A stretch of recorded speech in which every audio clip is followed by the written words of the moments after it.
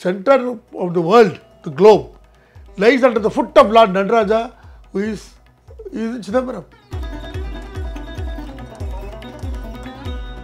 நிறைய ஃபாரின் தரா சிதம்பரம் கோயிலுக்கு வந்து பார்த்துட்டு அந்த வைப்ரேட் அங்கே சுற்றிட்டு நமஸ்காரம் பண்ணிட்டு ஆச்சோட கொஞ்சம் தியானம் பண்ணிவிட்டு போகிறான், நல்லது நடக்கட்டும்னு போகிறான்.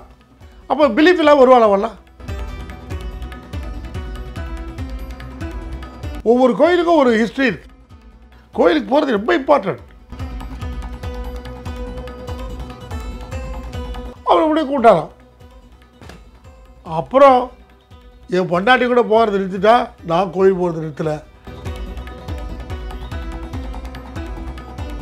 நாத்தில் கொஞ்சம் இந்த சென்டிமெண்ட்ஸ் கம்மி. இங்கே சவுத்தில் பைத்தியம் எல்லாம்.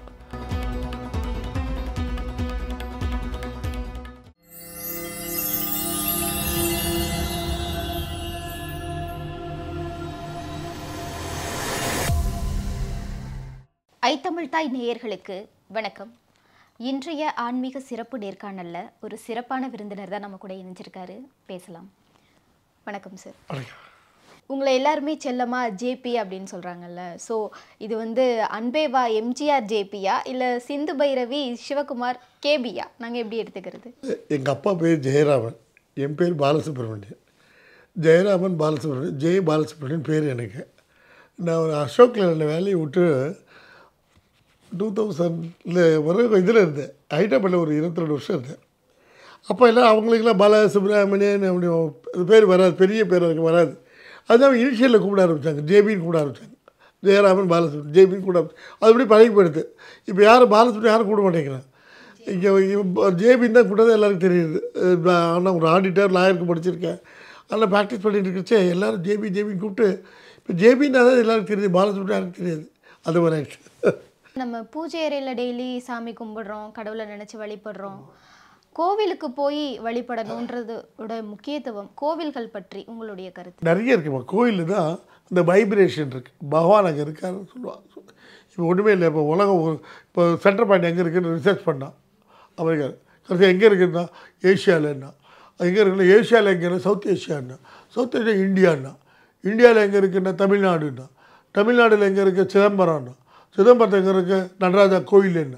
சரி, நடராஜ கோயில் அந்த சென்டர் பாயிண்ட் எங்கே இருக்குன்னா, நடராஜ ஒத்த காலில் நிற்கிறார் இல்லையா ஆடு சிதம்பரம், அவர் கால் அடியில் இருக்க பாயிண்ட் இருக்குன்னா, the globe centre of the world, the globe lies under the foot of lord Nataraja, who is Chidambaram பொன்னம்பல வாணர்.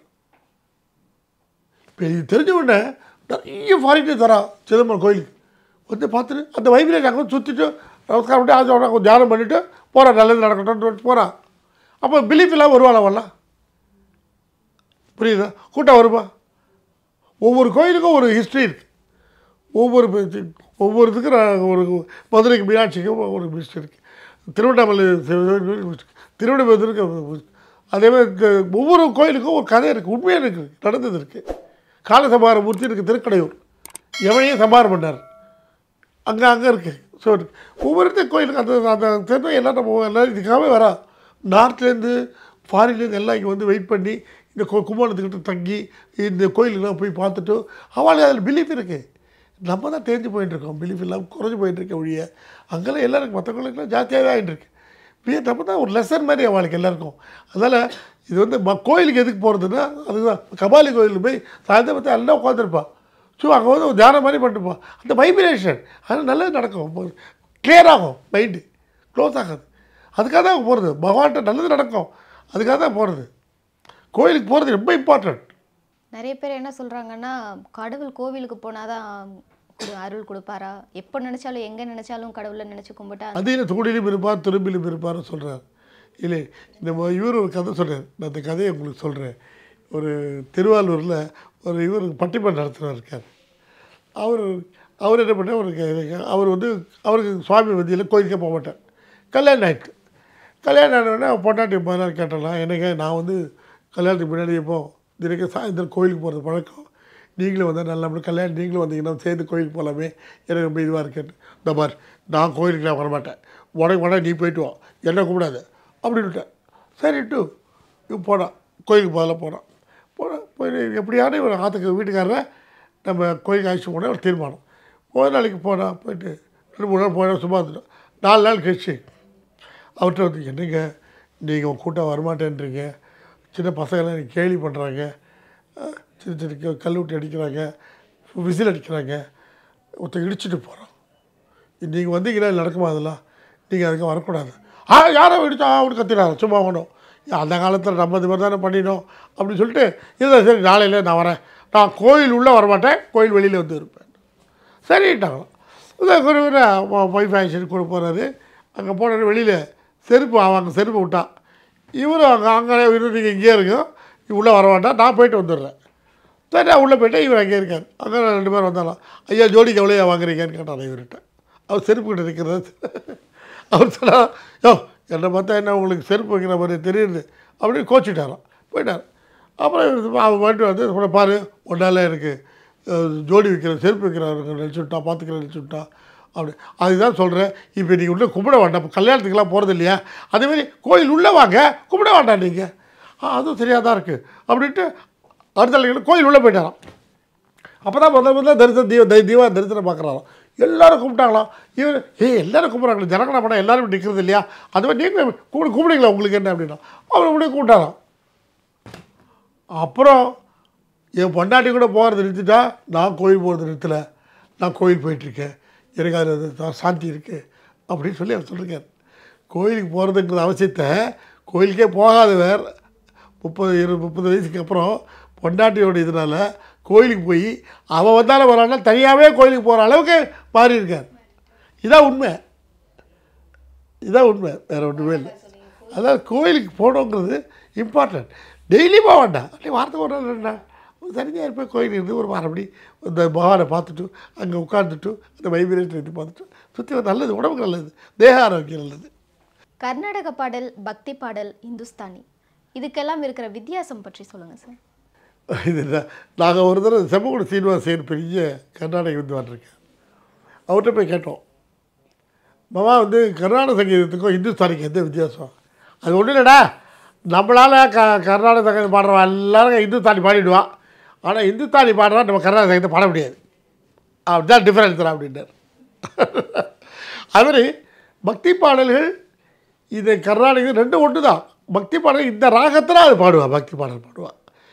மதுரை மீனாட்சி அம்மன் மேலே எடுத்துக்கோ, சரஸ்வதி மேலே, டீம் சௌதா எவ்வளவோ பாடிருக்காரு, அது பீஸ் நிறைய பக்தி பாடல் பாடியிருக்கான். இந்த ராகத்தில் பக்தி பாடல் எழுதி கொடுப்போம், வாலியே எழுதியிருக்கார் நிறைய முருகன் மேலே அதெல்லாம் வந்து பாடுறது. அதான் பக்தி பாடல் கர்நாடக சங்கீதம் 2 ஒன்று தான். இந்த ராகத்தில் அந்த பக்தி பாடல் பாடுறான், அதனால் அது 2 வேறையே கிடையாது. அது இந்துஸ்தானி இதுவும் பேஸ்தான் ராகம், சில ராகம் தான் 2 ஒன்றா காமனாக சில ராகம் இருக்கும், பட் அவளோட அந்த இது வேறு கம்ப்ளீட்டாக அந்த மிருகா இதெல்லாம் வேறையாக இருக்கும். அதான் ஒரு இது சமூக சீரை சொல்லுமே, நம்ம அதை பாடிடுவோம், நம்ம கர்நாடக மியூசிஷியன்ஸ் எல்லாம் இந்துஸ்தானி பாடிடுவோம், ஆனால் இந்துஸ்தானி அவளுக்கு நம்ம கர்நாடக இது பாட வராது, இது கொஞ்சம் காம்ப்ளிகேட்டட், இது கஷ்டம், அது ஈஸியாக பாடிடலாம். இப்போது நம்ம தமிழ்நாட்டில் சிதம்பரம் கோவில் பற்றி சில விஷயங்கள்லாம் சொன்னீங்க. இப்போ நம்ம தமிழ்நாட்டில் இருக்க கோவில்களுக்கும் நார்த்தில் உள்ள கோவில்களுக்கும் என்ன வித்தியாசம் இருக்குதுன்னு நினைக்கிறேன்? தமிழ்நாடுகளும் அந்த காலத்து வேத சாஸ்திரங்கள் புராணங்கள் சொல்லி அந்த மாதிரி கதையெல்லாம் இருக்குது. அந்த காலத்தில் பல்லவன், பாண்டியன், சேரன், சோழன் அவங்கெல்லாம் ஒரு கட்டி ராஜராஜ சோழர்கள்லாம் கட்டி கோயில்கள் அது மாதிரிலாம் இங்கே இருக்குது. நார்த்து அது மாதிரி இருக்குது. இங்கே கொஞ்சம் இதில் எப்படின்னா இவெல்லாம் சட்டக்கட்டாக போட்டுக்க மாட்டான், திரிகாலம் சந்தியாவந்தனம் பண்ணணும், குளிச்சுட்டு அவன் தான் உள்ளே போய் அவன் அந்த இதில் சமஸ்கிருத ஞானம் நிறைய இருக்குது. சமஸ்கிருதத்தில் அந்த அக்ஷர லக்ஷார்ச்சனை, அது அஷ்டோத்திரம், சகசரநாமம் இப்படிலாம் எழுதி வச்சுட்டு அதெல்லாம் பண்ணி அது திரிகால சந்தியாவந்தனம் பண்ணுறவங்க தான் அது உள்ளே போவான். உள்ளே போய் சுவாமிகள்லாம் தரிசனம் பண்ணி குளிச்சுட்டு 3 வேளையும் குளிச்சுட்டு, இப்போ 6 பூஜை நடக்கிறது சிதம்பரத்தில். மற்ற எல்லா கோயிலையும் 3 நாள் தான் இருக்கும், 6 நடக்கும், 6 காலம். யார் இந்திரா காந்தி வந்தது போதும் அது 12 மணி பண்ண ஆரம்பிச்சிடுவாங்க, லேட்டாக வந்தாங்களா 12:20 மறுபடியும் ஆரம்பிச்சிட்டாங்க, நைட்டு வெயிட் பண்ண மாட்டாங்க. அது மாதிரி அந்த டிசிப்ளின்டாக இருந்து அந்த கோயிலுக்கு வந்து இதெல்லாம் பண்ணிகிட்ருக்கான். நார்த்தில் எப்படின்னா நம்மளுக்கு வந்து இந்த அபிஷேகம் நிறைய பண்ணுவான், ரெகுலராக பண்ணிக்கிட்டு இப்போ ட்ரெஸ்ஸை மாற்றிக்கிட்டு எல்லாம் பண்ணிவிட்டு அங்கே கொஞ்சம் ஒரு ட்ரெஸ்ஸே மாற்றிடுவோம், ஃபுல்லு பர்மனெண்ட்டாக ட்ரெஸ்ஸே இருக்கும். அது அப்படியே. ஆனால் அவன் வந்து பண்ணுவான், அவன் ஃபுல்லாக ட்ரெஸ்ஸுக்கு போட்டு தான் பண்ணுவான், நம்மளை மாதிரி அந்த இதில் இருக்கிறது. அவனுக்கு அந்த பிலீஃப் இருக்குது. அவன் வந்து பண்ணுவான், பண்ணி தீபாவளி கொண்டு காட்டுவான், அதை கொண்டு வெளியில் கொண்டு வைப்பான், எல்லாம் பார்க்க சொல்லுவாங்க. அது ஒரு இதெல்லாம் இது மாதிரி ஒரு பிரசாதம் மாதிரி இதை கொடுப்பான், அதையும் வாங்கி சொல்லுவோம். நம்ம ஊரில் மாதிரி வேறு, இங்கெல்லாம் பொங்கல் அது மாதிரிலாம் சுண்டல் அந்த மாதிரி தான் கொடுப்பான். பானகம் அது மாதிரிலாம் தான் கொடுப்பான். ஒவ்வொரு வைகுண்ட ஏகாதசி தான் ஒன்று, சிவராத்திரினா ஒன்று, அவன் 108 குடம் தான் அபிஷேகம் பண்ணுவான். அந்த ஊரில் இது கொஞ்சம் கம்மியாக இருக்கும், பட் டிஃப்ரெண்ட்டாக இருக்கும். இது மாதிரி அங்கே இவ்வளோ மாதிரி இவ்வளோ ரிலீஜியஸாக பண்ண மாட்டான். அங்கே எல்லாம் கொஞ்சம் எல்லாத்தையும் ட்ரெஸ்ஸிங்ஸ் எல்லாம் இருந்ததுன்னா அப்படியே போவோம். அபிஷேகம் அதிகமாக இருக்காது. இல்லை இப்போ இதெல்லாம் இருக்கும், போட்டு பிரகாரம் அதெல்லாம் இருக்கும். எல்லாம் வந்து பார்த்துட்டு போவோம். அங்கேயே பார்த்துட்டு அது யாரும் தனியாக குருக்கெல்லாம் கூட சில நேரத்தில் இருக்க மாட்டான். அங்கே அது மாதிரி அதுவே வச்சுருக்கோம். எல்லாம் அதை பார்த்துட்டு பேர் எழுதிருக்கு எழுதியிருக்கோம், பார்த்து கூட்டு சுற்றிட்டு வந்துடுவான். நார்த்தில் கொஞ்சம் இந்த சென்டிமெண்ட்ஸ் கம்மி. இங்கே சவுத்தில் பைத்தியம் எல்லாம். அவங்க அதுகளோடைய வாழ்வாக இருக்கான்.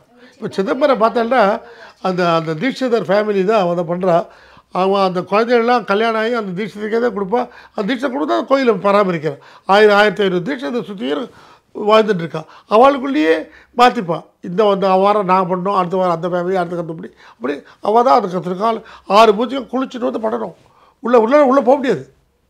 அது அவள் தான் தொட முடியும் சுவாமியை. அந்த மாதிரிலாம் இருக்குது. அது சவுத்துக்கு நிறைய வித்தியாசம் இருக்குது. நாட்டில் வந்து கம்மி, இந்த சென்டிமெண்ட் ரொம்ப கம்மி. சவுத்து ரொம்ப ஜாஸ்தி. அதுதான் இங்கே ஒரு சந்து பிள்ளையார் கோயிலில் கூட அதுக்குன்னு அர்ச்சனை பண்ணுறதுக்கு வருவார். சந்து உள்ள ஒரு வீட்டுக்கு எதிர்க்க சந்து இருந்தாக்கா அங்கே பிள்ளையார் கோயில் வச்சுருவோம். திருஷ்டி சுற்றுற திருஷ்டி எடுக்கணுங்கிற மாதிரி. இல்லை இந்த பிள்ளையார் சத்துனா சுவாமி பார்த்துப்பார், அவர்கிட்ட விட்டுடலாங்கிற மாதிரி. அது கூட வந்து ஒரு வேஷ்டியை கட்டி ஒரு விளக்கேற்றி வச்சுட்டு போவார், டெய்லி பண்ணுவார். அங்கெல்லாம் அது கிடையாது. அந்த பீரியாடிக்கல் இது அங்கே கிடையாது. இப்போ மகாசிவராத்திரி பற்றி ஏதாவது சொல்கிறீங்களா, பேசலாமா? மகாராஷ்டிரியில் எல்லோரும் ராத்திரி 6 காலம் நடக்கும். அதில் வந்து 128 குடத்தை அபிஷேகம் நடக்கும், 6 நடக்கும். நமச்சிவாய் நமச்சிவாய் எல்லோரும் போயிட்டு அந்த சிவனை வேண்டிப்பான். அது இன்றைக்கி நான் நாளே வேண்டிக்கலாம். சிவராத்திரி ஸ்பெஷலாக இருக்கும் கோயிலில். இதிலெல்லாம் சிதம்பரத்தில் சிவன் கோயில் எல்லா கோயிலுமே ஸ்பெஷலாக நடக்கும். எல்லாம் அபிஷேகம் ஆராதனை நடந்துகிட்டு இருக்கும். எல்லா கூட்டம் இருக்கும். எல்லாம் சிவாய் நமச்சி. ஏன்னா அவர் தானே ஆக்குபவர் தான், அறிவிப்பவர் அவர் தானே. அதுதான் எல்லாம் அதுக்கு போய் என்ன பண்ணிருப்பான். ஓம் நமச்சிவாய் சொல்லிட்டு திரும்ப வீட்டில் பண்ணிட்டு இருப்பான். திரும்ப கோயிலுக்கு போயிட்டு இருப்பான். அங்கே போய் அதை பார்ப்போம். கூட்டம் கழுக இருக்குது. நீங்கள் போய் பார்த்தாக்க எந்த கோயிலையும் கூட்டம் குறைச்சல். சிவராத்திரி போது முன்னாடி ஒரு விழா மாதிரி நடக்கும். ஒரு வாரம் விழா இருந்தால் அந்த அன்றைக்கி வந்து பெரிய அபிஷேகம் எல்லாம் பண்ணி ஆராதனை பண்ணி பிரசாதம் கொடுத்து பெருசாக பண்ணுவான். நிறைய பேர் பணம் செலவழிச்சு நிறைய ஏற்பாடு பண்ணுவான். அது மக்களுக்கு நல்லதாக இருக்குங்கிறதால பண்ணுறாங்க. எல்லா கோயிலும் நடக்கும், ஒரு கோயில் விடாமல் எல்லா கோயிலும் நடக்கும். நிறைய பயனுள்ள தகவல்களை எங்கள் நேயர்களுக்காக பகிர்ந்துக்கிட்டீங்க சார். தொடர்ந்து பேசலாம். நன்றி. Thank you very much. Thank you so much.